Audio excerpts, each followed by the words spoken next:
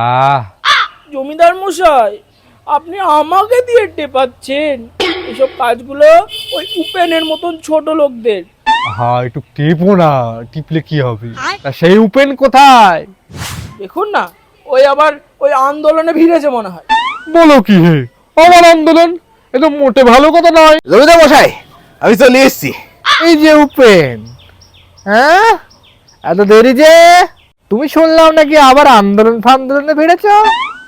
তা কিসের আন্দোলন? বল বল বল, তাড়াতাড়ি বল। আসলে জমিদার মশাই, অনেক মানুষ না আর নিজের ন্যায্য দাবির জন্য লড়ছে, নিজের ন্যায্য দাবির জন্য প্রতিবাদ করছে। অনেকে নিজের কাজে সঠিক পারিশ্রমিক পাচ্ছে না, তাই আমি তাদের পাশে গিয়ে একটু মনোবল বাড়াচ্ছি। তাতে তোমার কি? তুমি তো পাচ্ছ ঠিকঠাক বেতন, তাহলে তোমার আবার ওই সবে আন্দোলনে ভেড়ার কি দরকার? কেন ভিড়েছিস বল, কেন ভিড়েছিস?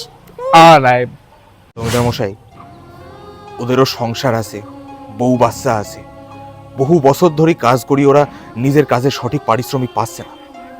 আমি ওদের পাশে থাকবো জমিদার মশাই। আপনি ওদের বেতন বাড়াইয়ে দেন। যতই দাও ততই চাই, পোষাই আর না। ঠিক ঠিক। শোনো পেন, ওদেরকে পারলে বলে দিও, হ্যাঁ, ওই মূল্যে যদি কাজ করতে হয় কাজ করবে, না হলে কাজ ছেড়ে পড়ে থাকুক, ভিক্ষে করুক, আমি বাড়াতে পারবো না, বুঝলে? তুমি বেশি আন্দোলন ফান্দোলন করো না, হ্যাঁ, তোমার বেতন আমি কমিয়ে দেব, তোমারটা বাড়িয়ে দেব। টেপো টেপো।